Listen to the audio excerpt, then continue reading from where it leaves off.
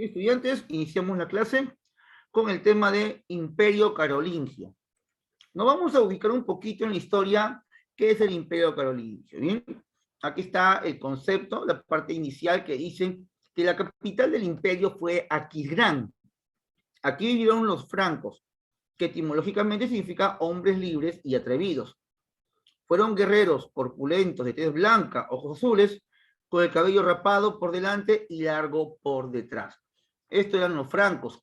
Vivían en el territorio llamado por los romanos las Galias.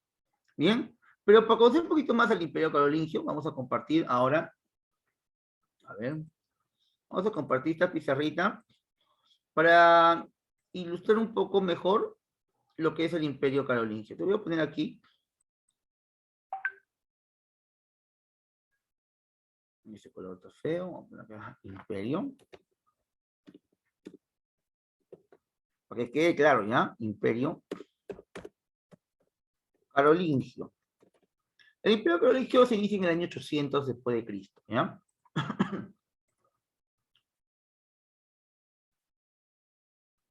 Ahí está. Te voy a poner aquí algo llamado antecedentes.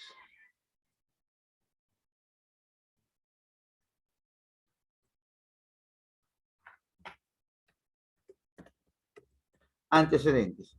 El Imperio Carolingio tuvo como antecedente el reino franco, ¿bien? Para hablar del Imperio Carolingio hay que hablar de los francos. ¿Quiénes son los francos? Los franceses, ¿bien? Ellos se localizaron en un territorio llamado, vamos a poner aquí, territorio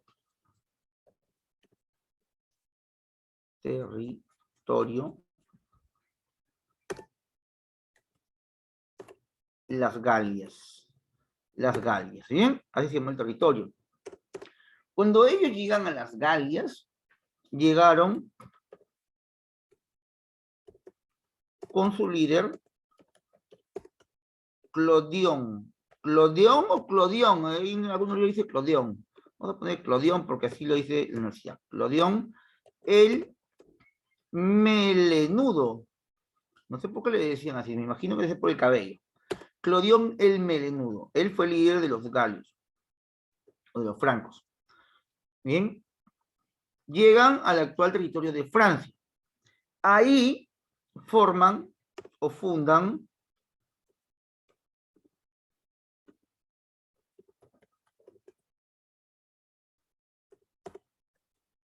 el reino franco.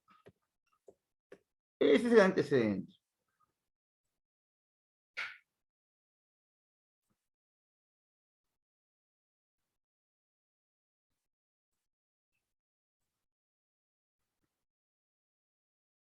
Ahí está.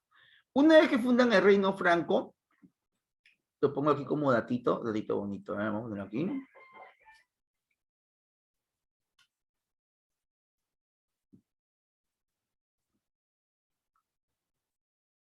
Una vez que fundan el reino franco, tuvieron reyes. Estos reyes, ojo que Clodión el Melenudo no fue un rey franco, simplemente fue el líder. Bien, fue el líder. ¿Ya? Reyes del reino franco. Tienes, por ejemplo, el apodo, ¿no? El apodo que le dan a los reyes. A estos reyes los llamaron los reyes holgazanes.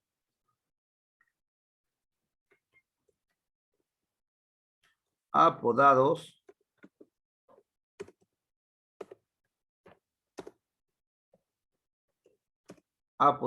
reyes holgazanes.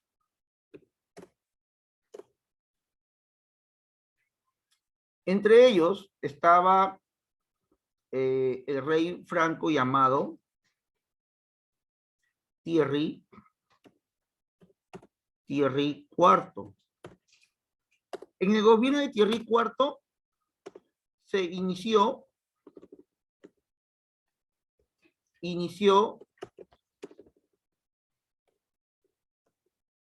la invasión musulmana. Mira, en el gobierno del rey holgazán Thierry IV inició la invasión musulmana a Francia. o al territorio de los francos. Y como Thierry IV no estaba preparado para la guerra, envió a uno de sus mayordomos. Entonces, ahí envía, luego aquí destaca, el mayordomo llamado Carlos, bueno, se conoce el nombre, Carlos, simplemente, a Carlos, apodado el Martillo. Y martillo en francés es martel. Bien, entonces aquí aparece Carlos Martel, quien derrota a los musulmanes en una batalla famosísima. Esta batalla se llamó la Batalla de Poitiers. Batalla de Poitiers. Bien.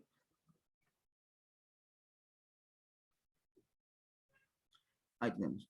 Reyes en Francia, apodados reyes holgazanes, destaca Thierry IV, quien inició la invasión musulmana, que en su gobierno se inició la invasión musulmana y envió al mayordomo, llamado Carlos Martel, a pelear en su nombre en la famosa Batalla de Poitiers.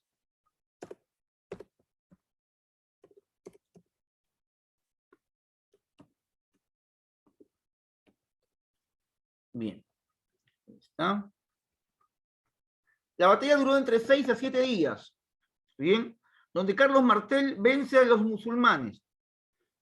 Luego, el pueblo exigía y pedía que gobierne Carlos Martel, porque era un hombre ejemplar, guerrero, defendió a los franceses.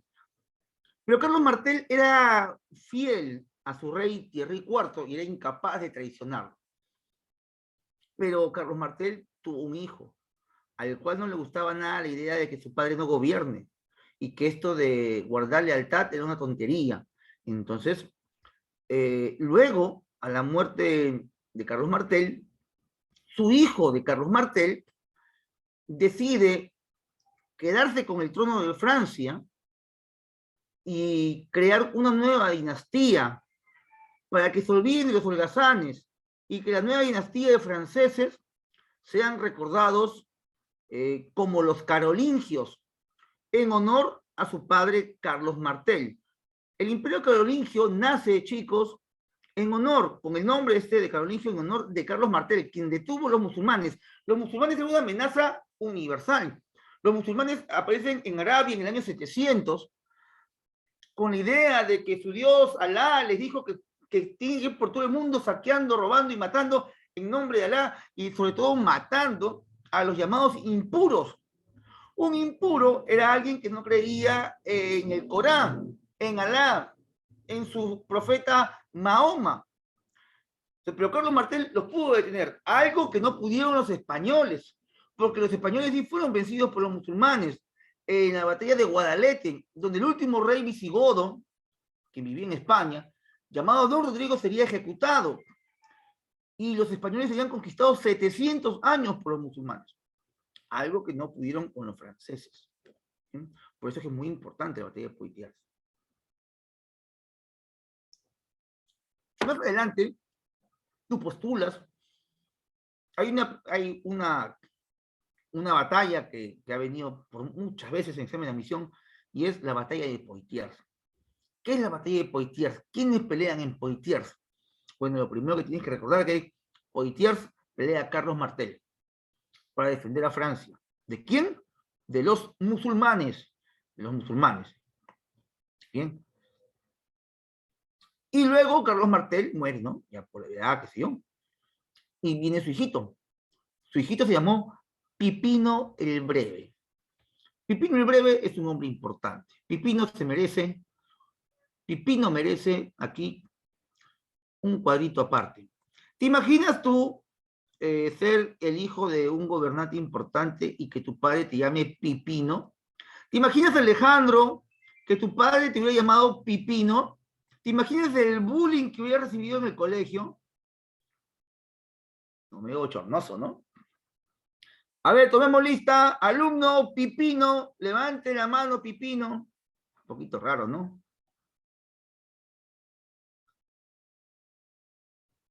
Si a mí nomás me fastidiaban por mi nombre, Marcial, me decían Marciano. Pero no me quejo. Mi vida feliz. A ver, vamos a ver aquí. Hablemos acá de Pipino. Nombre raro, ¿no? ¿Tú le pondrías a tu hijo Pipino?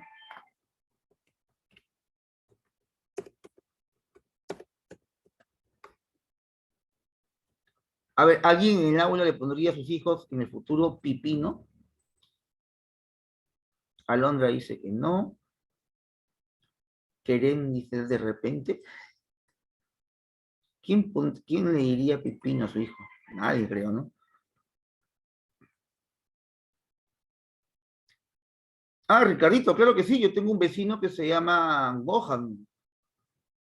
O de repente alguien vio el partido de la Copa Libertadores hace unos días atrás, que en un equipo de fútbol estaba jugando Pikachu.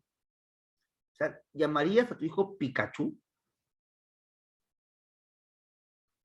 Claro, el equipo Fortaleza de Brasil, que le ganó a la Alianza Lima.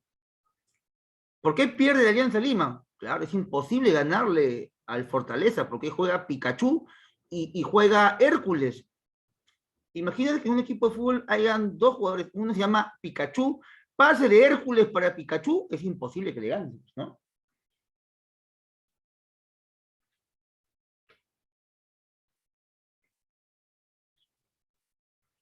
Bien, ahora, ¿te imaginas llamarte Pipino? Claro, Hércules, ¿no? Como más, es más bonito, ¿no? Pues ya Pikachu se pasó de marciano, pues, no, Pikachu, y encima era chiquitito, ¿no? Medio amarillo era el tipo. A ver, Pipino el Breve es importante porque derrotó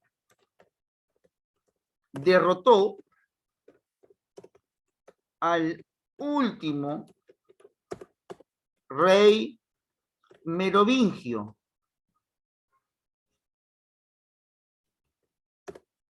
llamado también, los merovingios es lo mismo que holgazán. Derrotó al último rey merovingio, holgazán. Bien. ¿Cómo se llamó el último rey holgazán? Childerico III. Childerico III. Ahí está, ¿no? Y sabes, claro, no es como que tu novio se llame Pipino, pero de cariño, ¿cómo le dices? Pipí, ¿no? No es la clásica, ¿no? Del peruano, ¿no? Siempre resumir los nombres, ¿no? Se llama Margarita. ¿Cómo dicen? Marga. Te llamas Alejandra. ¿Cómo te dicen? Ale. O Alejandro, Ale. ¿Cómo te llamas? Pipino. Le dicen Pipí. ¿Te imaginas que el nombre de tu enamorado se llame Pipino y lo llames por la noche y le digas, ¿cómo te extraño, Pipí? Medio raro suena, ¿no? A ver. Ahora, nuestro amigo Pipino el Breve derrotó al último rey holgazán llamado Childerico III. Bien, y con esto fundó la dinastía carolingia. Luego Pipino el Breve tuvo dos hijos, Carlomagno y Carlomán. Pero solamente te voy a nombrar al hijo de Pipino el Breve. Voy a poner aquí, hijo. El hijo de Pipino el Breve, vamos a poner aquí a Carlomagno.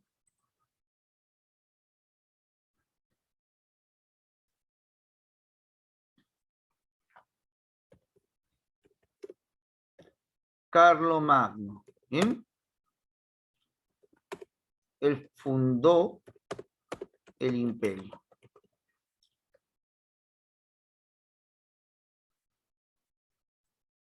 Ahí está. Creo que hasta ahí hemos trabajado los nombres que tú no puedes olvidar nunca, ¿ya? Carlos Martel, Carlomagno, Pipino el Breve. Reyes franceses, Thierry IV y Childerico III.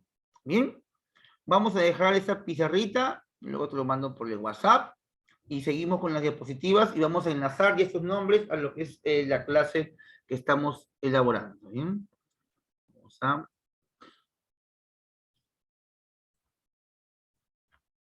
Bien, Vamos a ver ya lo que es tu imperio carolingio.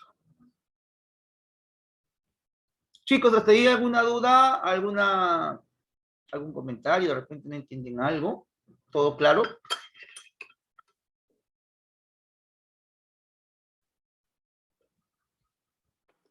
Profe, no entiendo por qué le ponen esos nombres. Listo. Mira, en esa imagen, bueno, yo lo estaba buscando, y Carlomagno tenía desde pequeño esa hacha. Mira, ¿ves esa hacha? Es una hacha, bueno, solamente de una hoja, pero comentan que Pipino el Breve le regaló una hacha a Carlomagno desde pequeño. Y era el símbolo representativo de la guerra, porque en la Edad Media la actividad más importante era la guerra. Entonces, desde pequeños, los chicos no le decían al papá, papi, cómprame mi PlayStation, papi, quiero jugar Dota, papi, quiero jugar fútbol. No. Los niños en la Edad Media pedían al papá que los lleven a la guerra. Papá, llévame a la guerra, quiero matar a alguien. Eso era el sueño de cada niño. No que papá, llévame al cine, quiero ver Doctor Strange, papá, llévame a ver Sony 2, Sony 3. No, eso no existía. En la Edad Media rogaban al papá para que los lleven a la guerra. Papá, yo quiero mi espada, dame mi hacha, quiero degollar a alguien.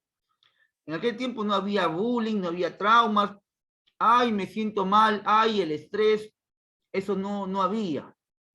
Eran tiempos muy, muy difíciles. Los niños se hacían hombres muy pequeños. Estaban acostumbrados a ver la muerte cerca. La Edad Media era un tiempo de guerra, no te olvides que la actividad más importante y contundente era la guerra, porque mediante la guerra tú podías conseguir lo que deseabas, como las tierras, y mientras más tierras tengas, es sinónimo de riqueza. En la actualidad no tienes que matar a nadie para ser rico, ¿ya? En la actualidad tienes que estudiar, trabajar. La edad promedio era entre 30 y 40 años en la Edad Media, casi como en la prehistoria, debido a las guerras y debido a las enfermedades. Había muy pocas personas que llegaban a una edad avanzada. Incluso se sabe la historia de muchos reyes que mueren muy jóvenes debido a enfermedades sospechosas o enfermedades que no entendían. Bien. Carlos Martel, como te mencioné hace un instante, era el duque de Austrasia.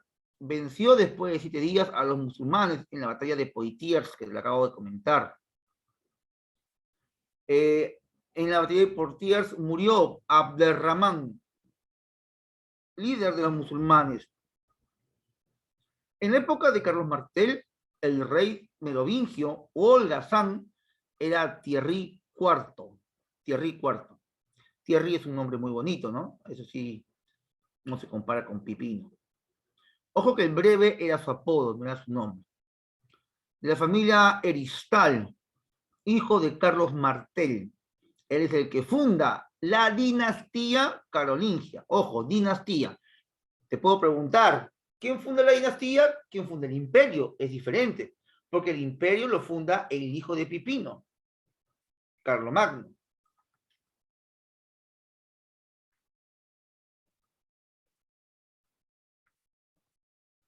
Estos son los hechos más importantes de la vida de Pipino el Breve. Él destronó al último rey holgazán de la dinastía de los merovingios, Childerico III, dando inicio a la dinastía carolingia en honor a su padre, Carlos Martel. Este señor Pipino es reconocido como rey por el Papa Zacarías. El año siguiente, Pipino convocó a una asamblea de nobles en la ciudad de Soissons, haciéndose proclamar rey de los francos. Posteriormente, es consagrado solemnemente en el Pacto de Jersey por el Papa Esteban II. Poco después, defendió la autoridad del Papa frente a la invasión de los lombardos. El rey Astolfo, rechazándolos y obsequiando al Papa el exarcado de Ravenna, formando así un estado pontificio. Si hablamos de los estados pontificios, vamos a hablar de este contexto. Te hago la parte teórica. Ahora vamos a ir rapidito a un mapa para ubicarnos en lo que son los territorios de Carlomagno, del Imperio Carolingio. ¿Bien? Vamos a poner aquí.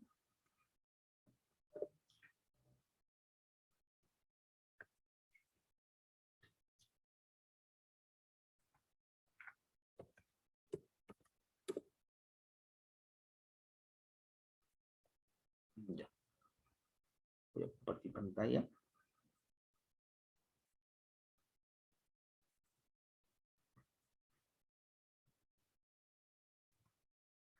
Ya, tenemos que irnos a Europa, pues obviamente, ¿no? Europa. ¿Me dices que sí o que no? ¿Se ve lo que estoy compartiendo? ¿Me confirma lo que comparto? Sí.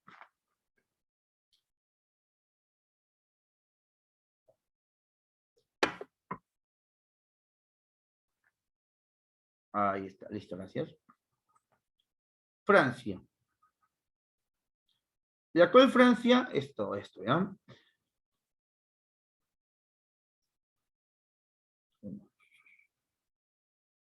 Francia. ¿Sí? En el periodo del Imperio Carolingio, Francia llegaría aproximadamente a todo ese territorio. Bien, un poquito más, bien. Pero luego ya pues se divide, ¿no?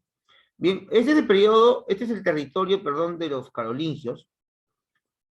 Y como recibe el apoyo del Papa que vivía en Roma, al Papa le obsequia este territorio. ¿Bien? Pero en esta zona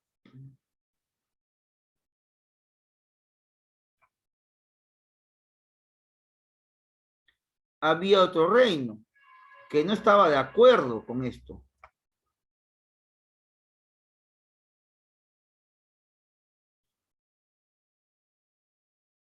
Francia eran las Galias. Las Galias, la Galia es Francia. Es el nombre real, ¿no? Es como si, y el Perú, antes, ¿cómo se llamaba? El Tahuantinsuyo. Francia, ¿cómo se llamaba antes? Galia. ¿Y por qué se llamaba Galia? Porque los romanos, cuando llegan a las Galias, lo primero que encuentran son unas aves, las cuales consumían mucho, que son las gallinas. Y Galia significa gallinas o tierra de gallinas.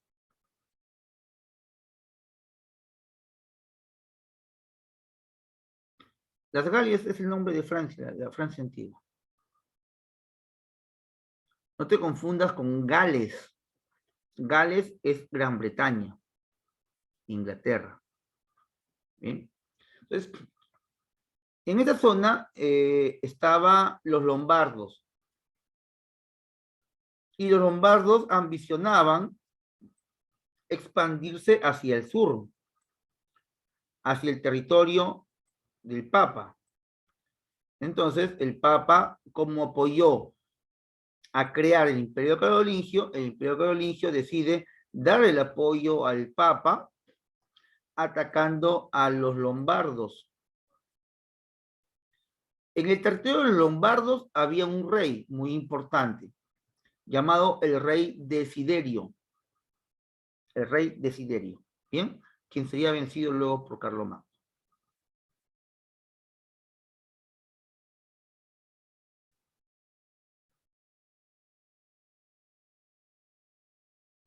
Me dejé entender, a ver, ¿dónde estás? Rocío, ¿sí? ¿Entendiste? ¿O alguna duda más? La Francia antigua, sí, el territorio actual. Ya, gracias, pensé que no me dejé entender. Bien.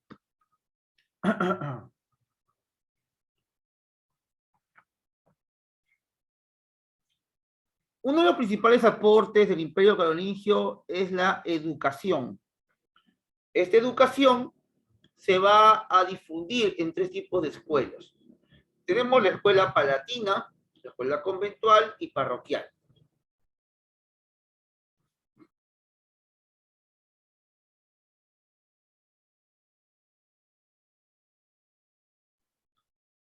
La escuela palatina menciona aquí que era para los nobles.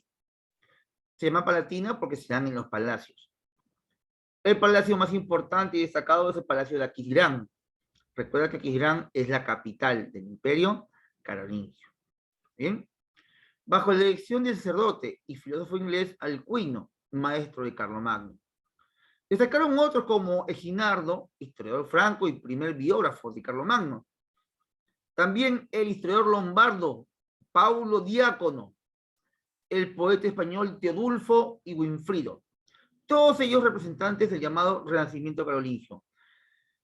En la escuela palatina era una escuela para nobles, 100%. Pero también habían escuelas para sacerdotes, eran las conventuales. Recuerda que en la Edad Media, bueno, como en la actualidad, la educación es un negocio. La educación es la base para el progreso de un país. Sin educación no hay nada. Si tú quieres progresar, la única manera es educándote, estudiando. Se sabe desde la edad antigua, cuando el conocimiento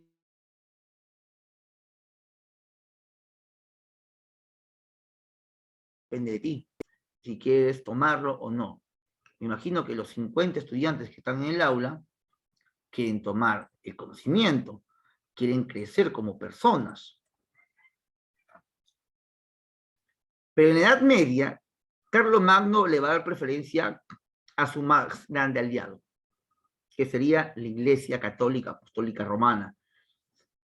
La Iglesia Católica tenía el beneficio de contar con las escuelas conventuales.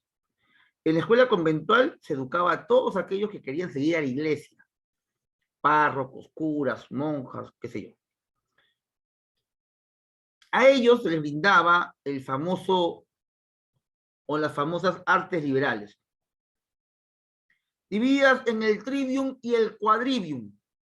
El trivium constaba de tres tipos de ciencias o artes liberales.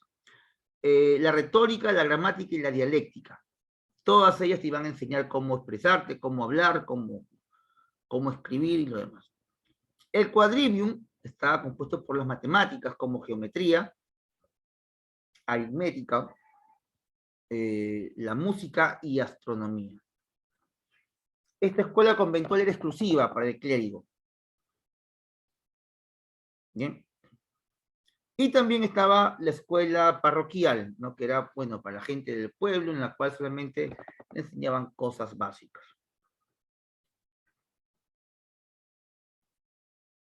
¿Qué más podemos hablar de este super imperio carolingio?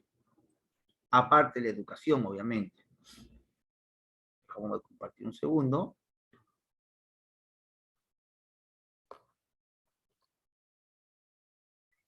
Voy a poner un zoom aquí para apoyarme. A ver.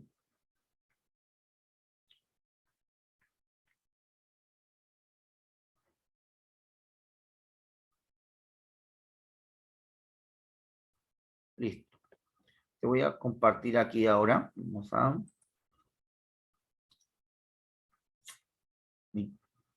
Jamboard. A ver.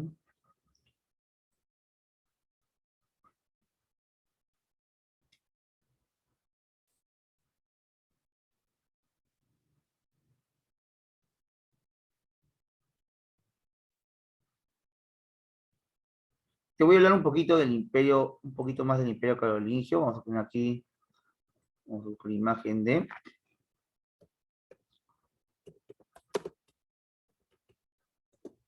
Chicos, no se confundan Carlo Magno con Alejandro Magno, por favor. Alejandro Magno es de la edad antigua, griego. Carlo Magno es francés, edad media. Bien. Nuestro amigo Carlo Magno, vamos a poner aquí, Carlo Magno.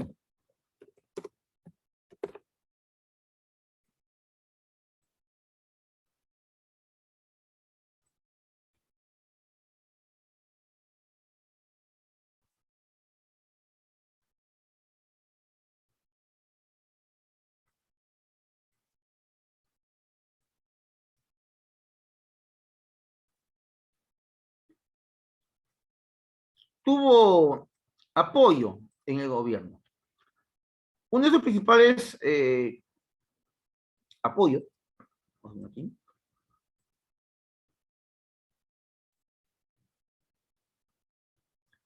vamos a ver si se pone de esta manera,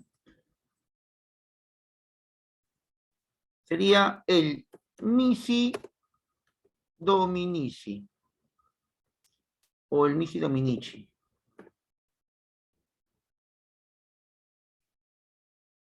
El Misi Dominici, en este caso, eran dos. ¿Ya? O llegaron en la máxima expansión de Carlo Magno hacer hasta 4. ¿Pero quiénes son ellos? Ellos son supervisores.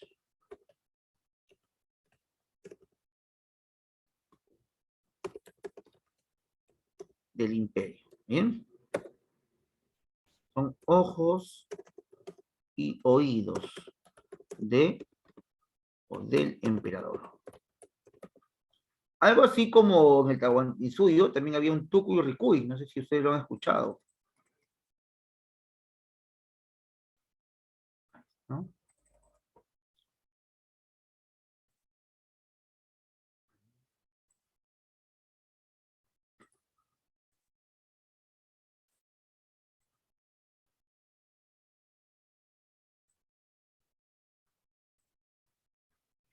Ahí. Luego, para una mejor distribución del territorio, va a crear los llamados condados. Los condados. ¿Y qué es un condado?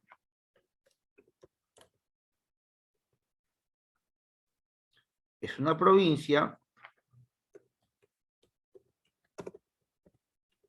provincia interior.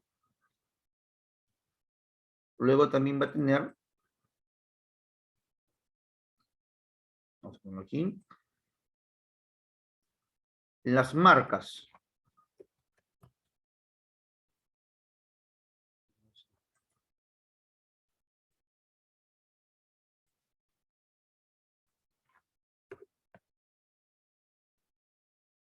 Ahí está, gracias Alondra. Las marcas son provincias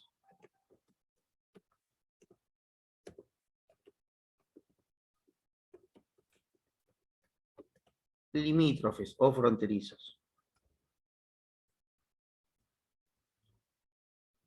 Luego también tuvo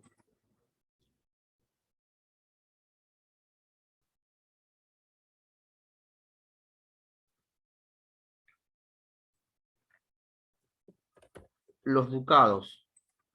Son provincias militares.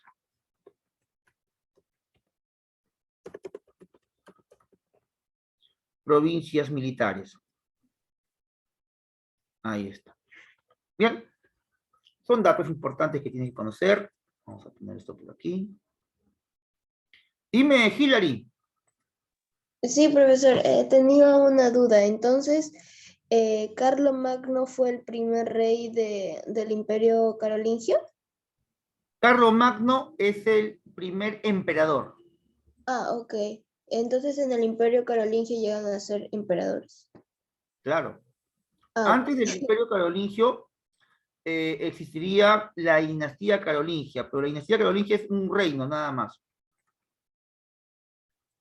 Ah, ya, gracias, profesor. ¿No? Ahí está. Claro, el primer, vamos a ponerlo aquí, importante. Claro, antes de Carlomagno habían reyes. Eran los reyes holgazanes.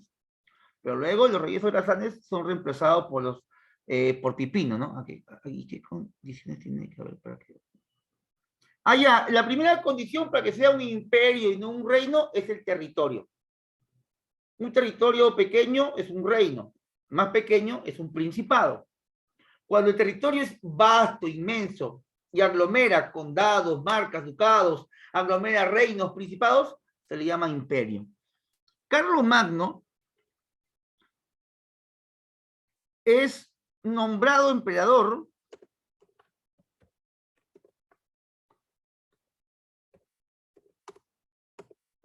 el 25 de diciembre, fecha no me olvido porque fue Navidad, del año 800. Es una fecha fácil de recordar. Por el Papa León III.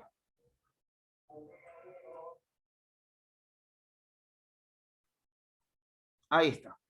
Carlomagno, él sí es emperador. Antes de él no, eran reyes. Pero ser emperador no es fácil. Obviamente, rey tampoco. Pero el ser emperador va a demandar de que existan muchos conflictos. No te olvides que un imperio no siempre se forma por las buenas. O sea, hay territorios que dicen, ya vamos a juntarnos, hagamos un imperio. Pero muchos van a querer su autonomía. Entonces Carlomagno tiene que ponerse fuerte, ¿no? A ver. Y para eso van a haber diferentes batallas. Por ejemplo, Carlomagno tuvo un problema con sus vecinos del oeste, con los españoles. Pero, profe, sí, ¿pero por qué? Porque en España ya había sido invadida por los musulmanes y tenía muchos conflictos con un territorio llamado la Marca Hispánica.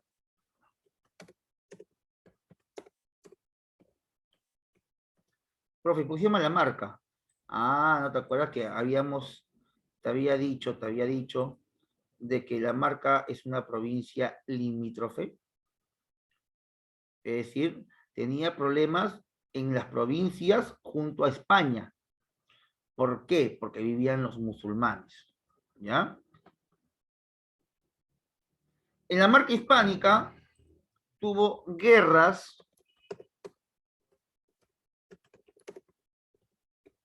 con los musulmanes de España. Guerra con los musulmanes de España. Luego, en estas guerras contra los musulmanes, se recuerda mucho al sobrino de Carlomagno que muere en estas batallas. En este conflicto con los musulmanes muere su sobrino Rolando, conocido como Roldán. De repente se escuchó en literatura el cantar de Roldán. Y si no has escuchado, lo vas a escuchar más adelante, ¿no? Pregúntale al profesor Alexander, que te puede explicar qué es el cantar de Roldán. Eso es en la Marca Hispánica. Luego también tuvo problemas en la Marca Lombarda, lo que te dije, ¿no? Al sur.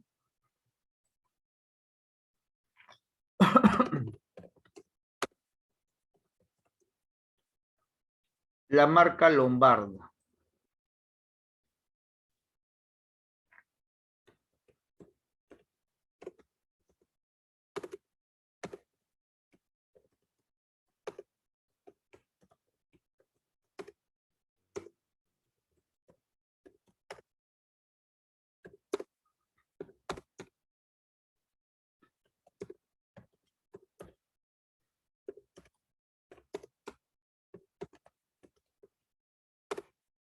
Cuando tuvo problemas en la Marca Lombarda, se enfrentó al rey Desiderio. Desiderio es vencido por Carlomagno y así Desiderio dejó de fastidiar al Papa, porque el Papa vivía en Italia y los lombardos querían toda Italia. ¿Bien? Y es así que Carlomagno se consolida en lo que es Francia y mucho territorio de la actual Alemania, también territorio de la actual Italia. Carlomagno detiene el avance musulmán en Europa. Carlomagno es muy importante debido a que gracias a él los musulmanes no toman todo el continente o el viejo continente. Bien, es su importancia. Además de que él mantuvo unificado a los europeos, porque a la muerte de Carlomagno se disuelve el imperio. Al disolverse el imperio, se pierden las defensas de Europa, y comenzaría un conjunto de invasiones, como por ejemplo las llamadas invasiones vikingas, quienes venían desde Dinamarca, Noruega, de las partes gélidas, Finlandia, comenzaron a atacar todo lo que es Francia, Alemania, y ahí nacería una forma de gobierno diferente, descentralizada, autárquica, llamado el sistema feudal. El feudalismo nace a raíz de la caída del Imperio Carolingio. ¿Y cómo cae el Imperio Carolingio? Una vez que muere nuestro amigo Carlomagno, le deja el gobierno a su hijo, llamado Ludovico Pío. Ludovico Pío. Carlos Magno muere el 28 de enero del año 814.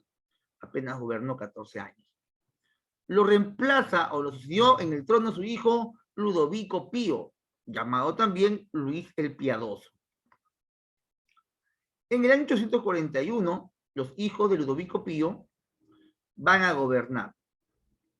Los hijos de Ludovico Pío se llamaron Luis el Germano, Carlos el Calvo y Lotario.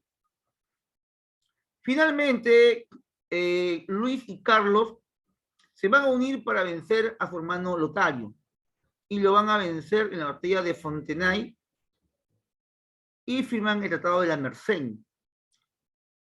para que en el año 843 Luis y Carlos firmen el Tratado de Verdún, donde se dividen el imperio. Luis se quedaría con la parte de Alemania, por eso es llamado Luis el Germano, y Carlos se queda con lo que es Francia. Ambos van a gobernar de manera irrisoria, mala, negativa. Carlos decide hacer una alianza con el Papa, y el Papa le da el título a Carlos de emperador romano.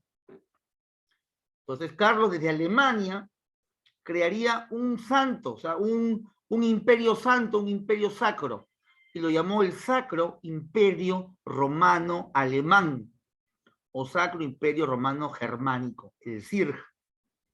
Y Luis, en Francia, gobernaría sin mayor fortuna. Y así acaba la historia del Imperio Carolingio. Como te dije, uno de los principales enemigos de los europeos, y sobre todo los franceses, serían los musulmanes. Estos musulmanes vendrían desde la península arábiga o arábica. Es entonces que vamos a ver ahora un poco más de los árabes. ¿Quiénes fueron estos árabes que se desarrollan al mismo tiempo que esta cultura ya mencionada? A ver, un segundito. Ahí está. La cultura árabe, mira, ahí tenemos un lugar de peregrinación importante. La Kaaba se llama, ¿no? Definición de los árabes. Es una cultura de la Edad Media, cuyos intereses comerciales y religiosos lo llevaron a la expansión territorial. La expansión de los árabes sería llamado el yihad, o guerra santa, o guerra contra los infieles. No te olvides que infiel es todo aquel que no cree en Alá. La ubicación de los árabes es esta, la península arábiga, donde todo el mundo sueña ir, ¿no? Profe, yo quiero hacer un crack para irme a Dubái, para irme a los Emiratos Árabes. Ponte las pilas, crack. Esto es el mundo árabe. Península arábiga. Todo esto es desierto. Hasta los años 30 eran un conjunto de reinos pobres, hasta que encontraron el famoso... ¿Qué encontraron en los años 30? ¿Qué crees que encontraron?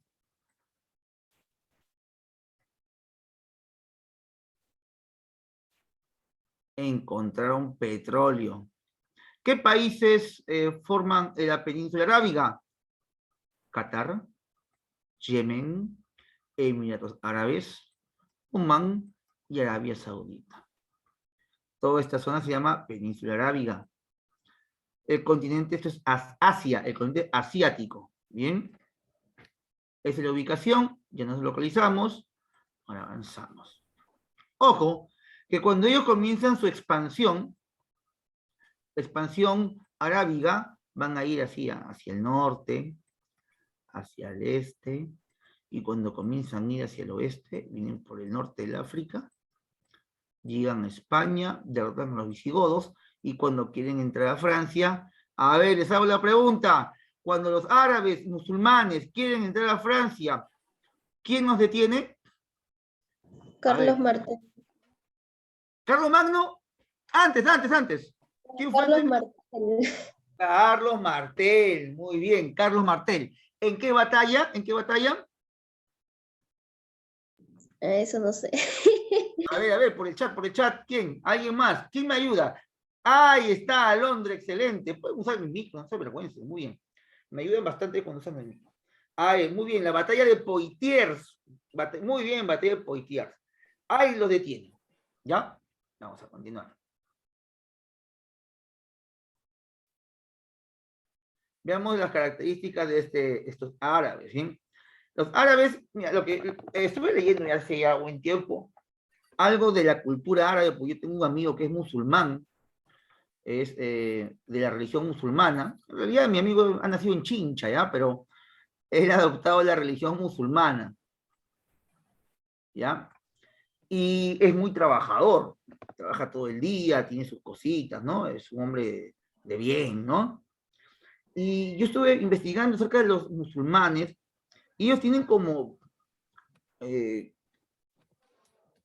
como premisa de vida, es que Dios nos hizo a todos, o sea, su Dios Alá, nos creó para ser felices, así como el cristianismo, ¿ya?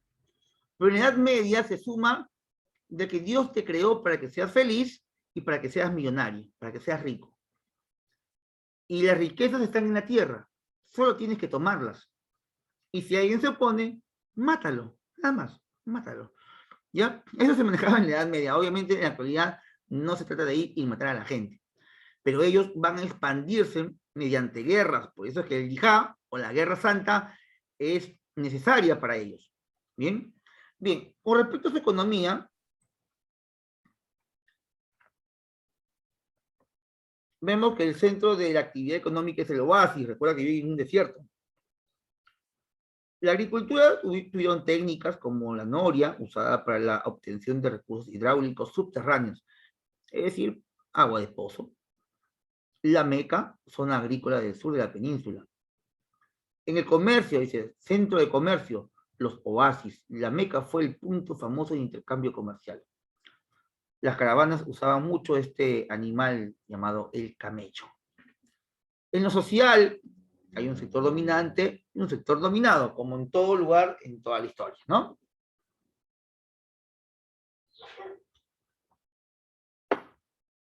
El sector dominante, compuesto por los emires, terratenientes militares,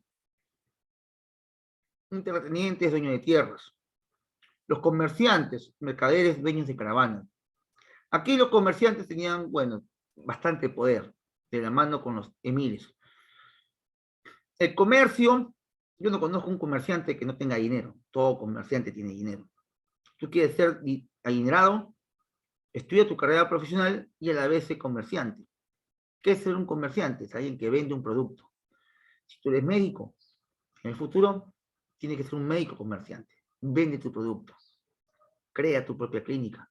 Crea tu propio consultorio. Puedes ser farmacéutico. Crea tu propia farmacia. Sé comerciante y profesional. Un buen secreto. El sector dominado, el musulmán, es un árabe creyente en Alá. El musulmán significa hombre que obedece, hombre sumiso. El mawali es un extranjero converso. Es como que si yo mañana me convierta al Islam, sería un mawali. Y el dhimmi, extranjero no converso, pero paga la guisa, que es el impuesto de la religión. En lo político estaba el califa, sucesor de Mahoma, es un gobernante político y religioso. El Mexúar, consejo de ministros, y ahí el ministro es el visir.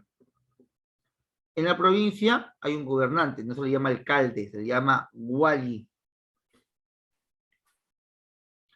Ahí está. Vamos a verlo ahora en un videíto. Ya, vamos a poner una vez para que tengas una idea. La magnitud, la foto se ve así impactante. Esto es parte de la peregrinación que tienen a sus lugares más santos. Pero ahora vas a ver. Ahora vas a ver, ahora vas a ver.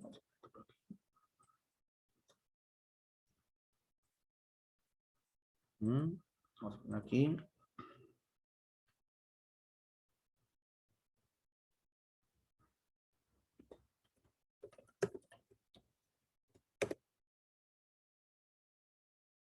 ¿Estás?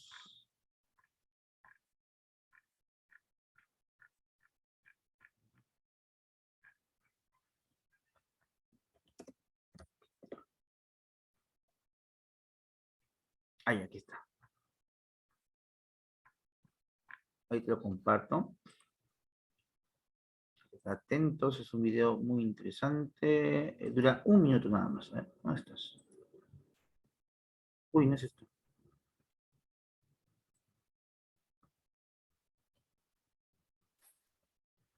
Dame un minutito. Está pasando la publicidad.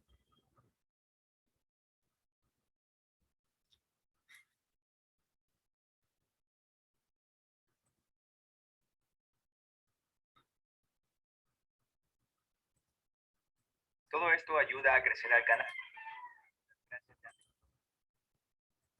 Ubicada en el centro de la...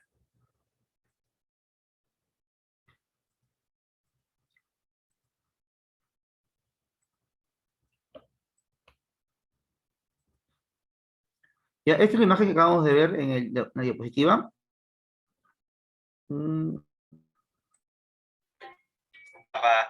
Construcción. Ubicada en...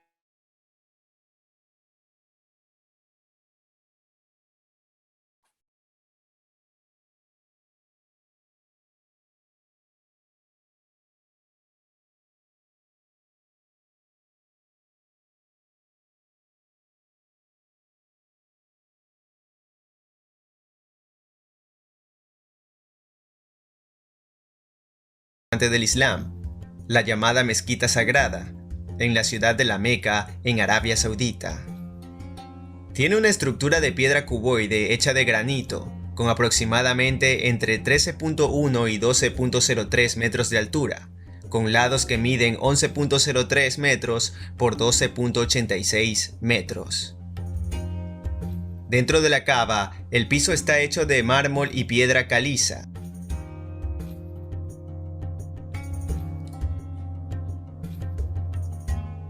Las paredes interiores están revestidas de mármol blanco, alicatado hasta la mitad del techo, con adornos más oscuros a lo largo del piso. En el Islam, este sitio es considerado como el primer templo dedicado a Alá, siendo considerado como la casa de oración más sagrada dentro de esta religión, al punto que uno de los 5 pilares del Islam es justamente la peregrinación hasta dicho lugar, al menos una vez en la vida, siempre y cuando se disponga de los medios y la salud para realizarlo. Uno de los famosos comentaristas del Corán, Ismael ibn Kathir, menciona 2 interpretaciones que existen entre los musulmanes sobre el origen de la Kaaba. Una de esas interpretaciones es que el santuario era un lugar de adoración en el cielo para los ángeles, antes de la creación del hombre. Posteriormente, Alá ordenó construir un lugar similar en la tierra, y el profeta Adán fue el primero en construir este lugar. Con el tiempo, el lugar fue destruido en la generación de Noé, a causa del diluvio. Según el Corán, en Sura Al-Baqarah, verso 127, afirma que después de su destrucción, el lugar fue reconstruido por Abraham y su hijo Ismael, en el mismo sitio donde originalmente residía. Según la narración del primo y yerno del profeta Muhammad, Ali ibn Abu Talib, indica que aunque varios otros templos podrían haber precedido a la Kaaba, esta fue realmente la primera casa de Dios, dedicada exclusivamente a Él, construida por su instrucción, santificada y bendecida por Él, como se indica en el Corán. Dicha afirmación es apoyada por una narración o hadiz de Al-Bukhari, en el que se afirma que la Kaaba fue la primera mezquita en la tierra y que la segunda mezquita fue el templo en Jerusalén. Según la historia, mientras Abraham estaba construyendo la Caba, el arcángel Gabriel le trajo una piedra que colocó en la esquina este de la estructura. Dicha piedra constituye una reliquia islámica. Durante los primeros años del profeta Muhammad, antes de anunciar su ministerio, la Caba fue dañada por las inundaciones y fue reconstruida nuevamente. Se sabe que en épocas del profeta existían varios ídolos dentro de la Caba, aproximadamente 360 ídolos, que representaban deidades de diferentes aspectos de la naturaleza y de las distintas tribus que se asentaron en el lugar. Los ídolos fueron posteriormente retirados por Muhammad.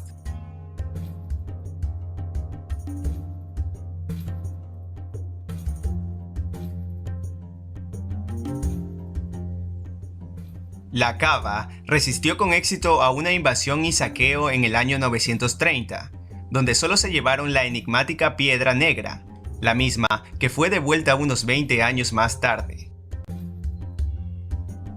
Según algunos relatos y tradiciones islámicas, la dirección de oración en el Islam fue originalmente la ciudad de Jerusalén.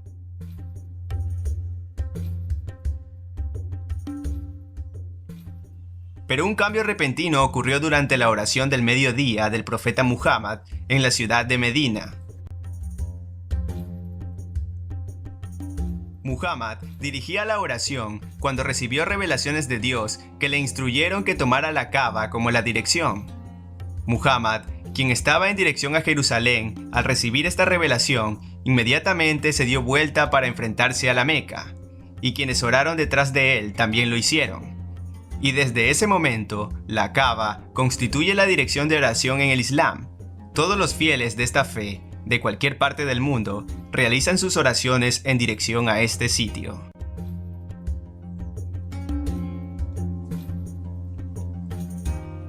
Se sabe que dentro de la Caba se pueden encontrar lámparas, candelabros de oro y plata y las 3 columnas que sostienen el lugar. El lugar está cubierto por una tela de seda de color negro, en la que hay escritos algunos textos del Corán.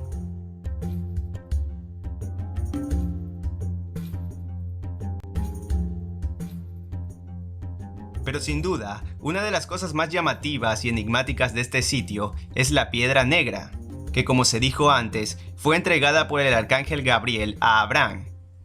Cuando el arcángel la trajo, según la tradición islámica, la piedra era más blanca que la leche, pero los pecados de los hombres a lo largo del tiempo la volvieron negra.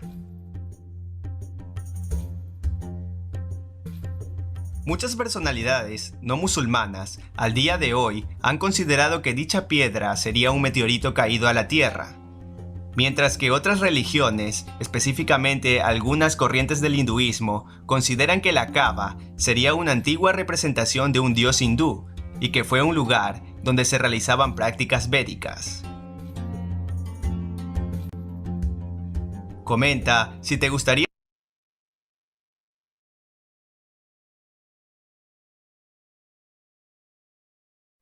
Bien, ese es un lugar de peregrinación. Ya hemos escuchado que si eres musulmán tienes que ir por lo menos una vez en tu vida a rezar, ¿no? Dice que los musulmanes rezan entre 5 a 7 veces al día, que es uno de sus pilares de su fe. Y bien, vamos a conocer un poquito más de ellos. Este es uno de los aportes que nos dejan los musulmanes con respecto a la arquitectura. Serían los arcos. Los arcos, en lo que es los tejados, los techos, es algo que, bueno, los romanos también practicaron, pero los musulmanes ya lo llevaron a un nivel supremo, pues, ¿no? Era muy, muy perfecto, muy, muy contundente. Luego también lo que son estos techos redondos, redondos, bien gigantescos, las cúpulas se llaman cúpulas. Bien, acá vemos los arcos y las columnas. Aquí está lo que te mencionaba con respecto a sus aportes o lo que nos dejan en la parte cultural. En la religión, el templo musulmán se llama mezquita. Todo está en torno a su religión, que ellos lo llaman el Islam. El sacerdote o guía espiritual se llama imán. Y la comunidad de fieles, la umma. Para que tú seas musulmán, tienes que cumplir con 5 preceptos, 5 cosas importantes que no deben faltar. Primero el shahada, que es creer en Alá y su profeta Mahoma. No olvides que Mahoma fue el que inició todo esto. Salat, la oración 5 veces al día, como mínimo, 5 veces al día, siempre viendo en dirección hacia Arabia. El zakat, dar limosna a los pobres, importante la limosna. El sawam, ayunar en el mes del Ramadán, que es su fecha de fiesta. El hajj es peregrinar a la Meca una vez en la vida. Con respecto a la ciencia, nos dejan números arábigos como el álgebra y el señor Al-Khwarizmi, que se le considera el fundador del álgebra. En química son los alquimistas, destaca Al-Rasid. Los alquimistas son personas que, bueno, tienen muchos conocimientos, hablan de... Se habla mucho, ¿no?, de la búsqueda de la vida eterna con sus secretos, ¿no?, místicos y demás. No sé si alguna vez se hayan escuchado de los alquimistas, que también buscaban transformar todo en oro. En física dejan la óptica, y en medicina conocieron la cirugía de cataratas, y tenían el Avicena, que es un canon de anatomía. En arquitectura, y al igual que el templo, nos dejan las mezquitas, los palacios llamados Alcázar y las fortalezas Alcazaba. Se usa el arco, la cúpula y la columna, lo que hemos visto hace un instante. En humanidades nos dejan la literatura, no sé si han escuchado alguna vez la historia de las 1001 noches. En filosofía se basaron en la lectura y reflexión de Aristóteles y Platón. Destaca Averroes y los comentarios de Aristóteles. Proceso histórico. Mahoma. Mahoma era un comerciante. Dice que se casó con una señora adinerada y esta la ayudó a expandirse primero en la parte comercial. Mahoma era un comerciante de la tribu de los hachemitas. Crea el Islam, es la síntesis del cristianismo, zoratrismo y el judaísmo. O sea, fusionó 3 religiones para crear el Islam. Y la creencia en un solo Dios, con punto céntrico en la Meca, con el objetivo de lograr la unidad política. Pero esto no sería bien visto, pues, ¿no?, en su ciudad natal. Es por eso que tiene que huir. Y esta huida de Mahoma se le llama la Égira.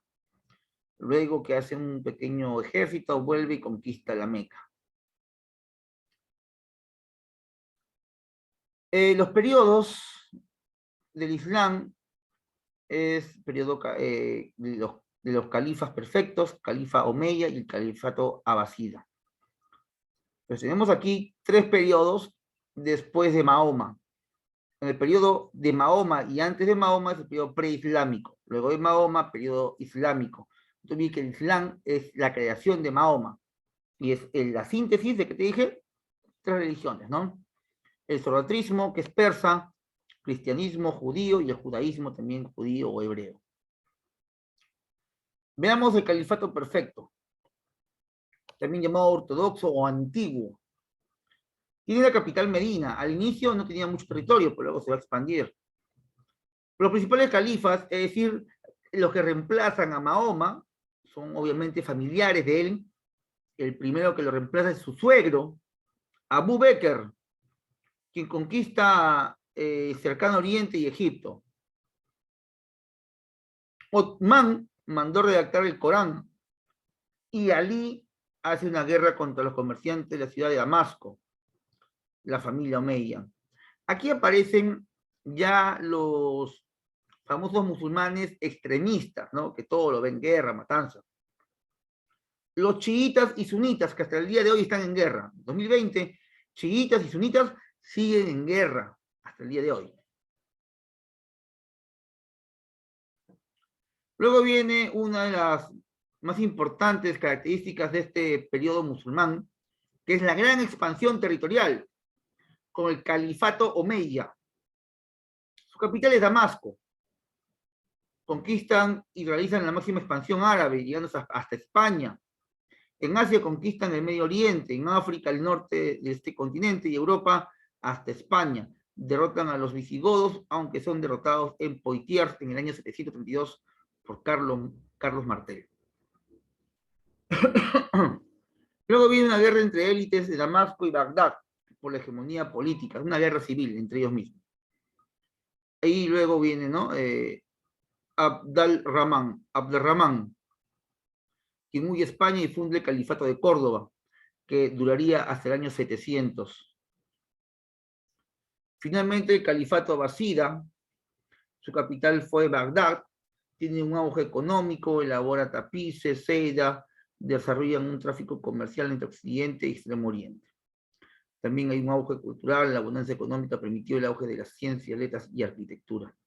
También vendría la decadencia debido a las pugnas o guerras entre ellos. Surgen nuevos califatos, es decir, se divide el imperio árabe en el califato de Marruecos, Túnez, Egipto e Irak, entre otros. Los turcos selyúcidas ingresan al califato de Bagdad como magawalis, como soldados. Tiempo después toman el control de la zona con sus líderes llamados sultanes. Bien, eso es lo más importante, chicos. Vamos a dejar esto aquí. Y nos vamos a las preguntas. Espero que se haya entendido, que les haya sido de su agrado. Vamos a descargar las preguntitas, a ver.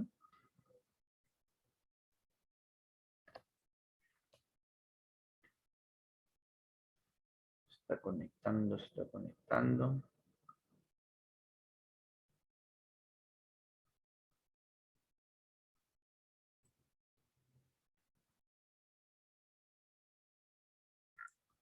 Ahí está, todo lo que se ha avanzado, ahí está más detallado. Vamos a avanzar las primeras preguntitas, ya luego tú los terminas, ¿ya? Durante el Imperio Carolingio, las escuelas destinadas a instituir a la nobleza para asumir cargos públicos se denominan, a ver chicos, número 1, clave, envíame la clave, por favor, veo el chat. 1C, muy bien Alondra. Pregunta número 2. El Tratado de Verdún, que puso fin a la Guerra Civil Carolingia, estableció el reparto de territorios y apoyo militar mutuo entre los firmantes. Este documento fue acordado por, a ver. Verdún, dice, Luis el Piadoso y sus 3 hijos. Número 2, letra B, 2 beso. Número 3, durante el siglo IX, Europa Occidental fue asolada por continuas invasiones que crearon un clima de inestabilidad e inseguridad, lo que produjo el descrédito de la monarquía y la fragmentación del poder. Esto hizo posible 3, letra dedo, surgimiento del feudalismo. 3, dedo, surgimiento del feudalismo. No te olvides que a la caída del Imperio Carolingio surge el feudalismo. Número 4. La máxima expansión territorial del Imperio Bizantino, con la que se logró establecer parcial y temporalmente el Imperio Romano, ocurrió durante el gobierno de Justiniano. 4 dedo. 4 dedo. Justiniano. Pregunta 5.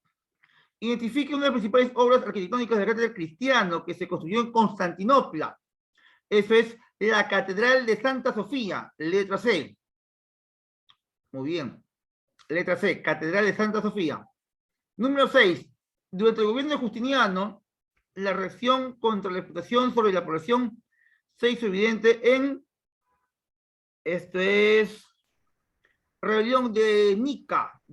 Es una rebelión que se da en unos juegos tipo olímpicos, que la gente comenzó a protestar en las tribunas, y finalmente terminó en una guerra civil.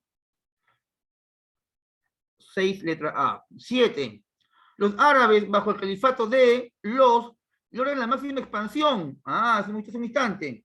Máxima expansión, ¿con quiénes son, chicos? Máxima expansión. Los omeyas, muy bien. Listo, letra C. 7C. 8. Indique las características correctas respecto al mundo musulmán. La inexistencia de clérigos, solo existían imanes o guías. Así es, 1 es verdadero.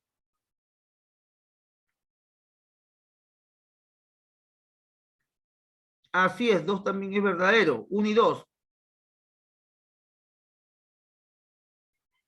Y la 3 no es correcto. 1 y 2, nada más. 1 y 2. Letra C. 8C. Número 9.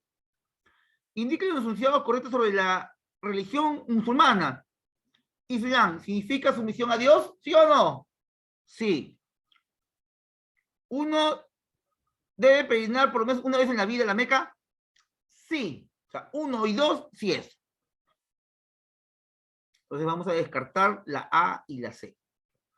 3. ¿Se prohíbe representar el rostro de Mahoma? También. Es 1, 2, 3 y 4. Clave, dedo, 9 dedo. Pregunta 10. Indiquen los enunciados correctos con relación al desarrollo histórico árabe. La Égida es contemporánea al nacimiento del Imperio Wari. Eso es verdad. ¿El califato ortodoxo tuvo una capital en Bagdad? No.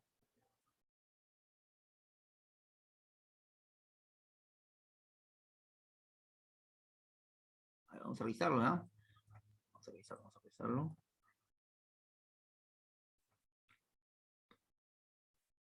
Ortodoxo, capital, Medina, es Medina, no es Bagdad. Entonces, la 2 no es. ¿Los omeyas invaden la península ibérica? Sí. 1, 3. Listo, 1, 3, 4. 10 dedo. 10 clave dedo. 11. Dentro de la principal característica del territorio europeo durante los primeros años de la Edad Media, podemos afirmar que, a ver. 1, correcto. 2, correcto.